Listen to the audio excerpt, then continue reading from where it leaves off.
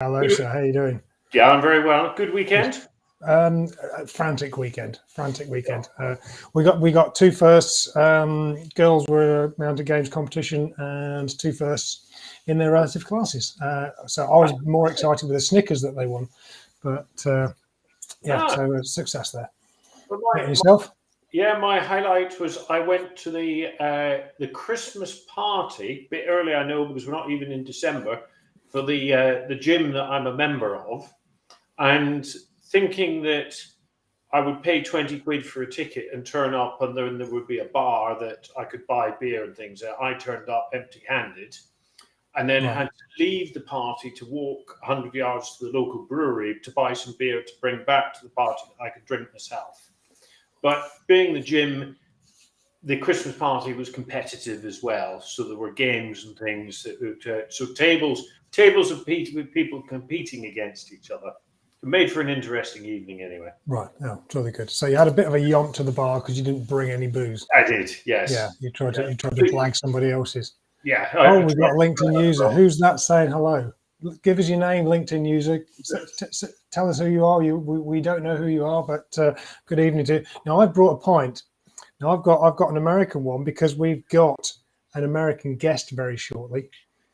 So there you go. Shipyard from Portland, Maine, USA. Does that actually say 0.5% proof on it? It does, yeah. I thought I'd go on the hard stuff this week. It's not really a beer, is it?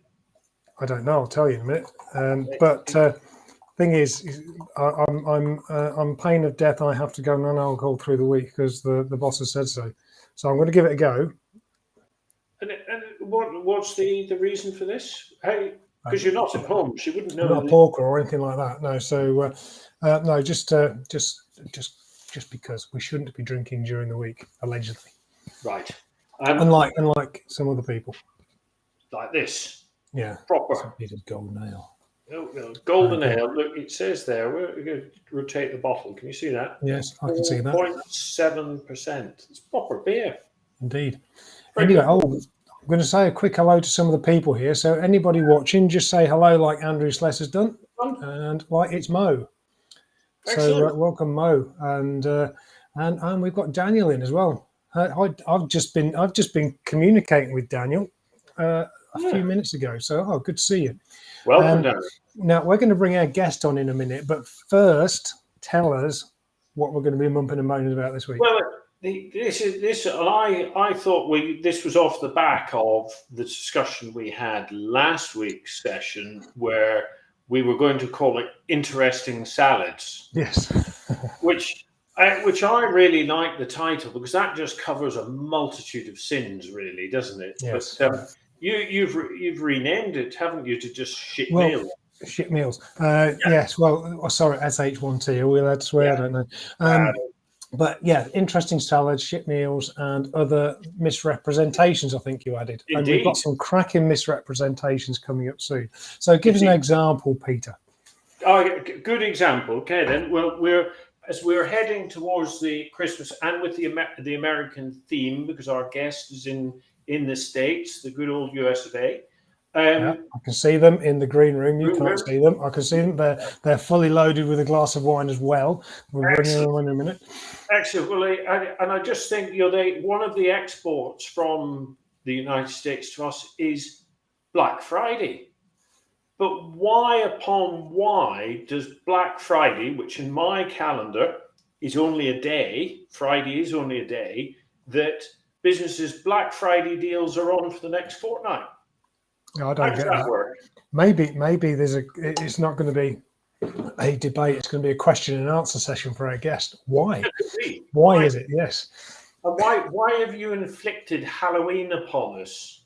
Yeah. As well in all its plastic nastiness. And Charlie Brown. And Charlie Brown. Yes. Yes. Right. This is my misrepresentation. Cookery books. Because you never get it to look like it does in the cookery book. No, that's very true. No, it's always, and there's always something missing. So cookery books are my biggest misrepresentation, and fast food posters. I'm sure McDonald's take photograph, and they choose their models of people based on the size of their hands. You have to have small hands to make the Big Macs look big. Anyway, our special guest is going to be disappearing off in a moment because we're not getting her on. So I'm going to welcome, all the way from the USofA, Delana. Hello, Delana. How are you doing? Well, hey, fellas. How are y'all? We're good, fine, thank thank you very you. much. So tell us exactly where you are and how and then I'll tell the world how you got stitched up to do this. I'm Delana. I'm in Chattanooga, Tennessee, which is primarily kind of in the southern part of the United States. I'm more in the, I guess, mountains, but it's still considered the southeast. But I'm right outside the Smoky Mountains. The Smoky Mountain, very nice. And of course, you have good whiskey down there, I understand. Yes. Now, Andrew Slessor, who is one of our guests, is a Scotsman, and so could be a bit of a whiskey battle going on here. Is it Jack Daniels or is it some other Scotch whiskey? We'll see. So anyway, so Trish Mullen was going to be sorry, I'm Peter. going to have to correct you there because Andrew, you only get Scotch whiskey from Scotland, don't you? And in America, they produce bourbon. So is that like the custard creams? Is that what it is? You know, the little custard creams and the black biscuits. Are they the same? They made bourbon whiskey from biscuits. Honestly, to me, it's like comparing biscuits to biscuits. Your biscuit is not the same as our biscuit, but it's all made of bread and we eat it. Yeah.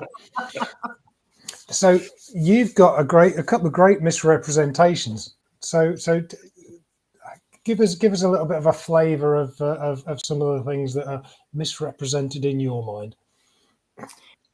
Oh, goodness. I'm definitely on par with you as far as the way that fast food works or looks when you get it. I thought that was pretty funny, and the Black Friday thing. So I'll be ready to hash into that when you're ready.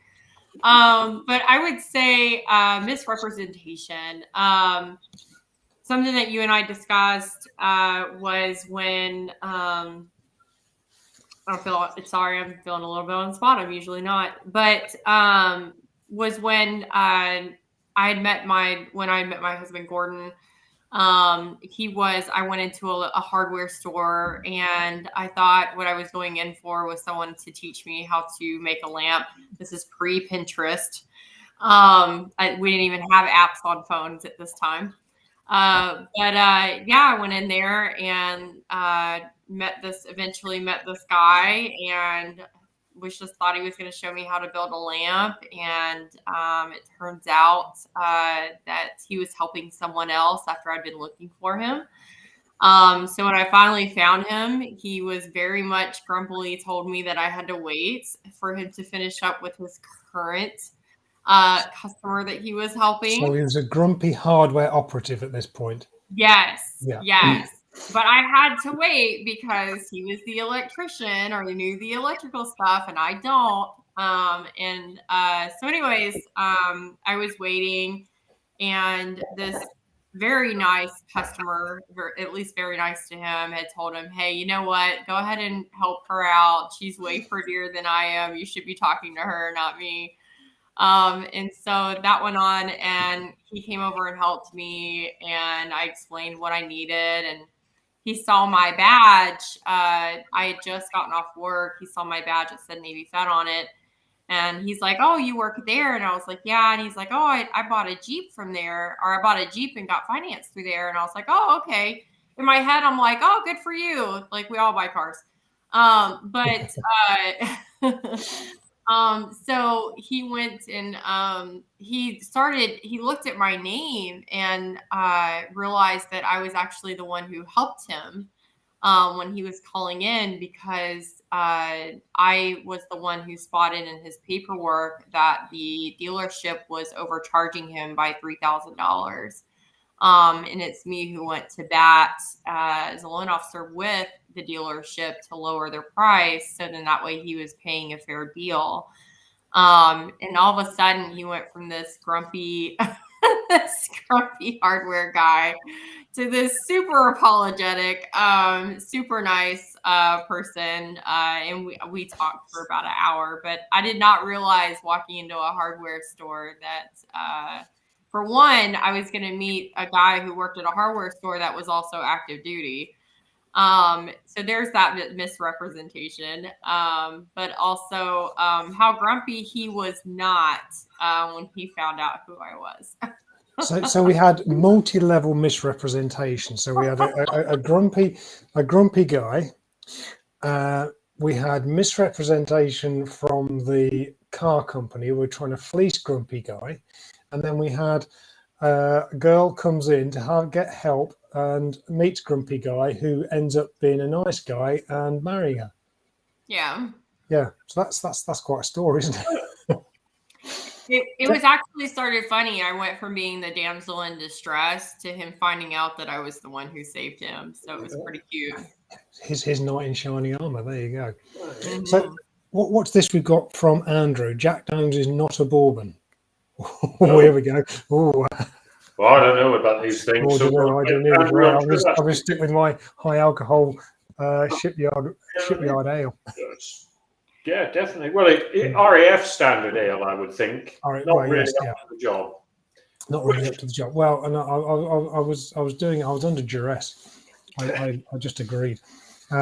Since we've all got military type net connections or history here, another fantastic misrepresentation is when you see something being advertised as military grade, or they say suitable, sold or supplied to the military, or as it's almost like the gold standard for durability and robustness, like military grade Yorkie. Yeah, that sort of thing. Yeah. Military grade boots, military grade waterproof, military grade hammers, whatever it is. Little do the general public know that military grade item has been supplied to the forces by the lowest cost bidder, and therefore has had to use the lowest cost materials possible to manufacture it to standards that might just work once or twice.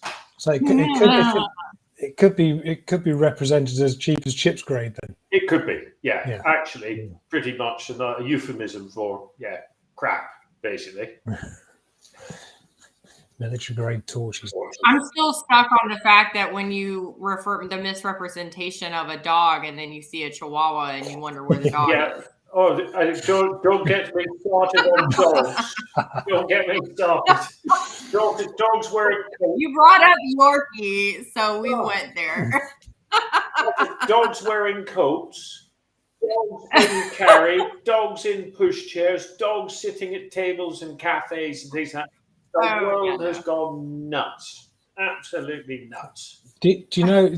Anybody? You won't remember this, Delana, because you probably wouldn't have it. But we had a comedian called Ben Elton on a program called Friday Night Live, and he described the Chihuahua as the child of a wolf and a hamster, which is probably about right. So I've got another misrepresentation, and this one actually went to court. This was Red Bull, because somebody actually, I think it was in the US, sued Red Bull because it didn't give him wings. Sounds like the US. Yeah. And I think they and that was actual a misrepresentation lawsuit. But I think they just told him to get a grip.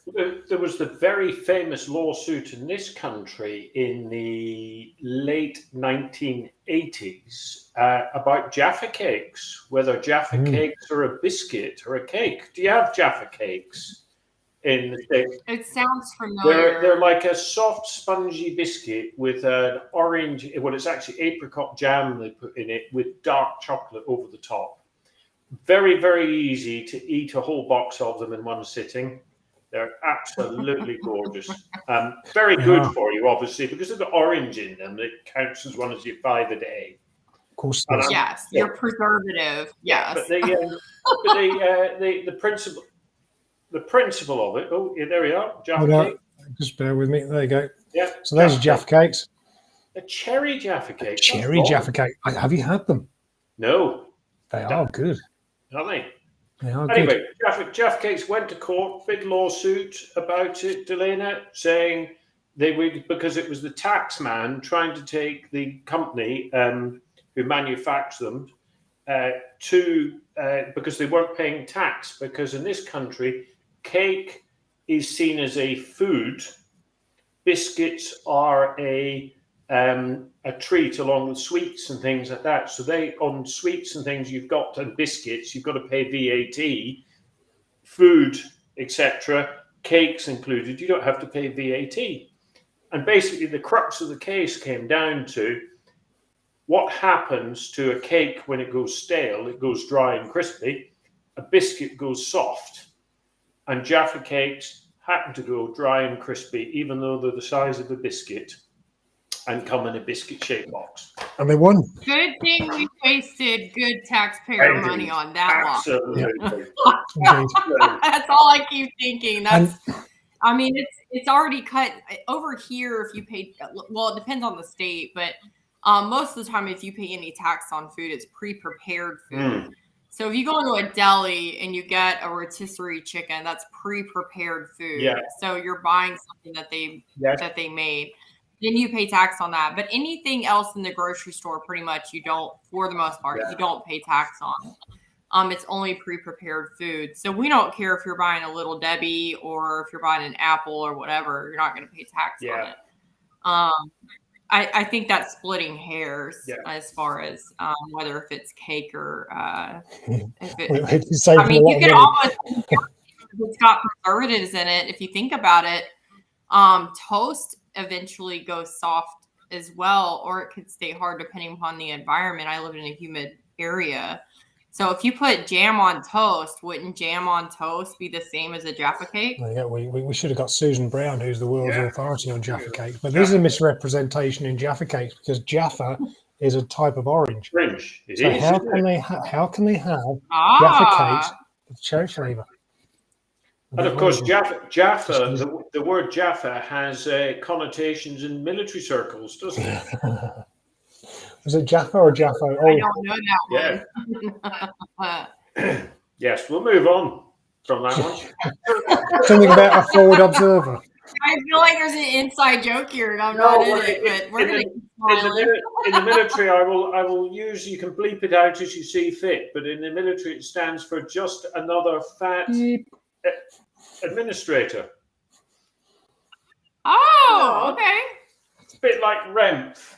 That's the other one. You're all the same. Oh. Yeah. We're in dangerous territory. Anyway, let's move on. Another thing, when we're talking about Sh1tmeals, who in their right mind put chicken on a pizza? That's wrong. Excuse me. Pizza can be anything you want it to be. We are 100%, at least in the US, we will put anything we want on pizza. Pizza is basically the dough and then whatever it is that we want to put on it. I think America and a lot of the things, you've managed to destroy a lot of things that started off as being very good. Well, we learn from the best. You've tried your best. But I've been to Italy several times. I love Italy, and I love pizza. I love their food and everything. I've never seen chicken on a pizza in Italy. Right. Naples, the home of the pizza. Never seen it. Right, Andrew has hit one right now. This I do. Ham and pineapple pizza, absolutely the best pizza. But you see, I wouldn't expect anything less from somebody in the RAF. What's wrong? I put chicken and spinach on a pizza. Chicken and spinach. And no F's to give over here. Chicken and spinach with Alfredo sauce or with olive oil. Olive oil, that's good. The other food stuff that I can eat it. But it adds no value to your life other than exercising your jaw. Is sweet corn, because your body cannot digest sweet corn. Just can't break it in. You just talked about eating a whole box of Jaffe cakes. That's fine. There's nothing wrong with that. And then we're going to talk about not eating sweet corn, which grows from the earth, which is an actual. Yeah, but your body can't break down. Your body cannot digest sweet corn. It comes out the other end exactly the same way as it went in. Chew it. Just What's Andrew rubbish. And even when it comes on the cob thing with butter, it just goes everywhere. It's just rubbish. Andrew eats deep fried feet. Yeah. Foot. So, yeah. Now. I mean, to each his own. Yeah. When I was working in shipyard in not Korea, I did there as well, but in Scotland, they did deep fried pizza with chips. Yeah. That's just wrong. If you come to any county fair, if you come to any county fair in the U.S., you can get pretty much anything deep fried. You can get a stick of butter deep fried. You can get an Oreo deep fried. Like, it's our thing. We put everything in grease. The other thing that's arrived in this country that I just, again, can't quite get my head around is velvet cake. You see, they call it velvet cake here. It's a sort of maroon-coloured sponge cake with lots of icing on it. Why is it called velvet? And apparently it's something that they serve at bachelor parties. I have no idea. No idea. Cake is something you put ice cream on. I've had red velvet cake, and I'm not sure what makes the red. I don't know. I don't eat a lot of cake, but the only time I ever see cake is when people are putting ice cream on it. So ice cream on cake. Yeah, ice cream. Yeah. Yes, that's the whole point. You heat up the cake. You put the cake in a bowl, and you heat it up so it's warm and hot, and then you put ice cream on top, and you eat it. You see, we in this country have. Follow me for more tips on how to eat desserts. Well, you see, in this country, we've invited cakes tend to be cold, and we invented things called pies and crumbles that we would heat up and put with ice cream and custard. I know, we heat those up too, and we put ice cream on those too. Ice cream with pizza? Yeah. I'm sure there is someone who does. I'm sure there probably is, yes. After they deep fry it. Yes. Oh, and here, we've got Jan joining us as well. So, welcome, Jan. Hey, Jan. Cake. I'm taking it Jan is one of your contacts. Hi, Jan. So where does Jan come from? Jan's in the U.S. Oh, yes. I actually had spoken with him. He's one of the veterans over the phone. Oh, excellent. Yeah, so we're all veterans here. Just happen to be a bunch of veterans talking rubbish over. I don't know. You're the one drinking non-alcoholic beer over there. So. Well, I'm doing that because I'm doing that for because I've been told to by my wife.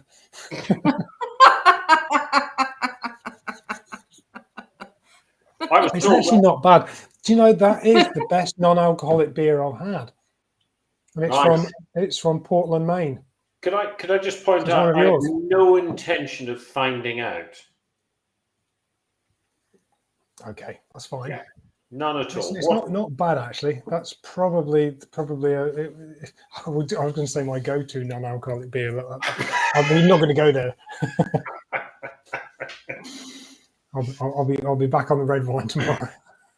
When I was going to Italy this summer to obviously do the survey of whether chicken should be fitted to pizzas or not in Naples, but I was sitting on the plane flicking through the in-flight magazine where it's got what you can eat and what they're selling from the trolley that they're pushing down the middle of the aisle, and I got on to the bit where they have the sort of aftershaves and perfumes and things like that. And I looked down and I actually was going to try and write a LinkedIn post about this, but I'm going to use it now. And they had an aftershave that they were selling. And I couldn't help but sit and giggle when I read this. But the strap line for selling this aftershave was, "For a competitive man in pursuit of excellence." Right, okay. And I was out there thinking, what does that mean? for a competitive man in pursuit of excellence. It's just a bunch of words together, isn't it? Really, It is. It is. Yeah. So you can't. You I didn't can buy just it. imagine. I didn't What's buy wrong it. with Blue Stratos anyway? Yeah, Old Spice. Yeah. It was absolutely. Old Spice. Old Spice. I've got That was, my if I'd have been in That's the what if the I'd average have been 16-year-old wears. when I was 16, it was high karate. I don't know whether you had that over that. Oh, yeah. High Forgot that karate. one.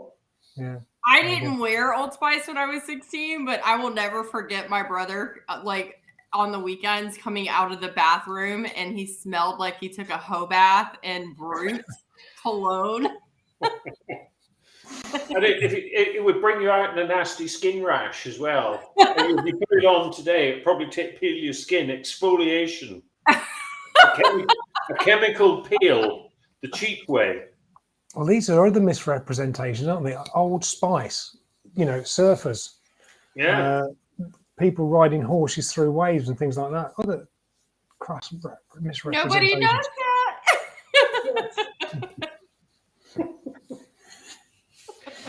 What do you do? Well, yeah. I think it's funny how it's always in some of the commercials when they have for men's cologne, it's always this like, except for Sauvage, but it's usually this like really young guy, no chest hair or anything. And being a 39-year-old woman, I'm just like, I don't want to date a child. Like, what is that? Like, why am I going to buy a cologne with a child on the picture? Well, you've lucked in tonight, Aileen. You've got two middle-aged men. middle-aged grumpy men. You do go for the grumpy man, don't you? I understand. Right. Apparently, it's my thing.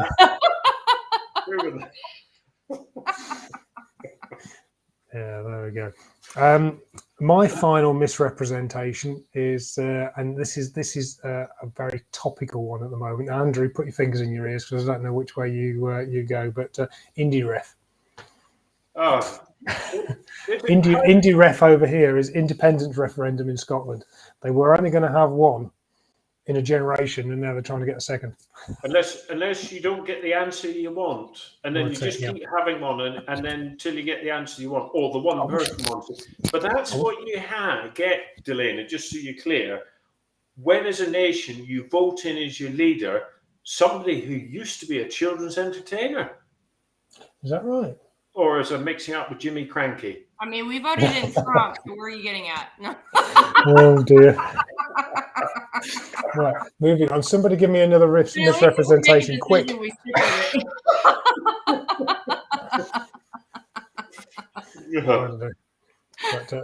no. For me, it's definitely. I saw an advert for a KFC, and it was a wrap, and I'm not kidding you. It was like the hand was there, and the wrap was like that big. It's ridiculous. Well, we went to earlier this year for my wife's birthday. We went to the one smart restaurant in the town that I live in, and we turned up, and we went to the wine bar underneath the restaurant, and then went to the restaurant. We sat down; it was very busy. They came and they said, what would you like? We said, well, we'll have a bottle of wine. Well, we're looking at the menu. Got a bottle of wine. Looked at the menus. Ordered the food. We'll have another bottle of wine because there were four of us there. So we got through that. No food. I want to eat dinner with you guys when I go out. Yeah, 2 bottles of wine. You hadn't even started yet.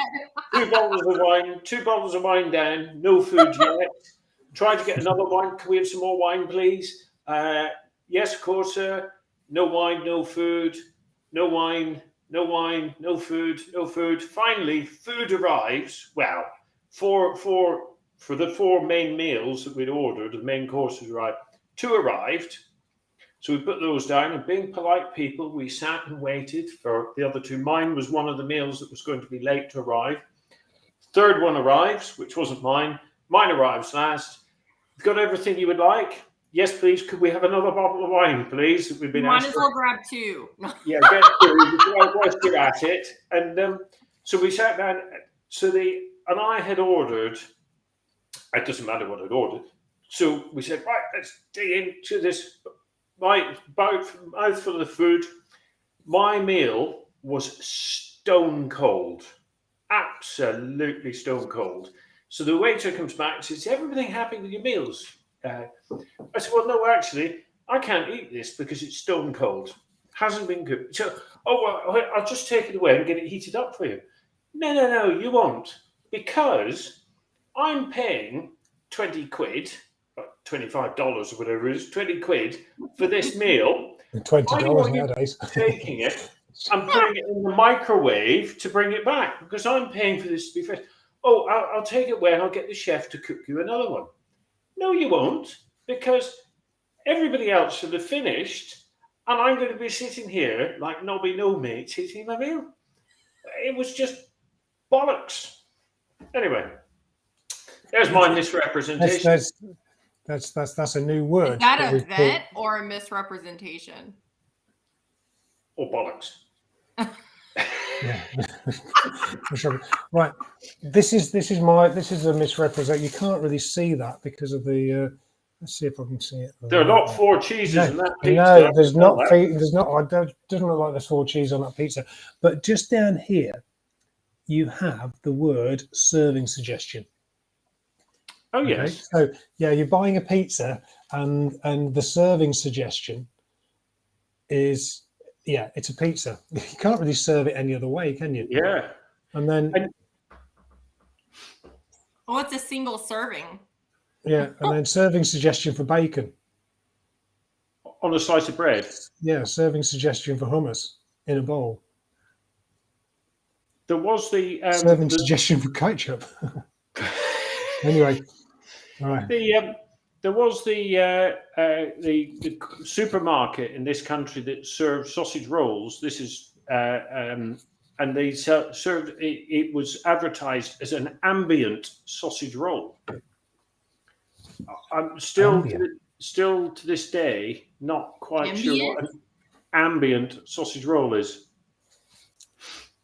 Is that not something that's served at room temperature? Yeah, you would have thought so. So they couldn't be bothered warming it up, I suppose. Even if they were going to have ice cream in it. Yeah, so we've got sugar-free sweets. Yeah. It's sort of a misrepresentation, isn't it? Really, it is. Anyway, we thought Trish was going to join us, but she's obviously got held up. But it's such a good job that we managed to get Delana on board. Otherwise, it would have been 2 grumpy old men just yakking away and being miserable again. Yeah, we certainly brought a laugh to the evening. Yeah, but we are very good at being grumpy. Yeah, and being old as well. We're quite good at that as well. Well, you got to hang your hat on something. Well, indeed. You might as well go for the low-hanging fruit. Well, yeah, to go for anything higher would have involved effort, and we're definitely not doing that. Yeah, and gravity's not any help. No. And a younger person to climb the ladder. Yeah. So we're coming mysteriously along to the end of our half hour, and so so just to say thank you very much, Delana, for joining us from the other side of the pond to just discuss misrepresentations and stuff. It's been great to have you on board, and yes, thank you very much for everybody for joining in. Andrew, again, our most prolific, wins the virtual ambient sausage roll for the most prolific commenter again. And and thank you very much, Peter and Delana, for musings this evening. It's great. Thank you very much, Delana. Good night, everybody. Cheerio. Cheers. Cheers.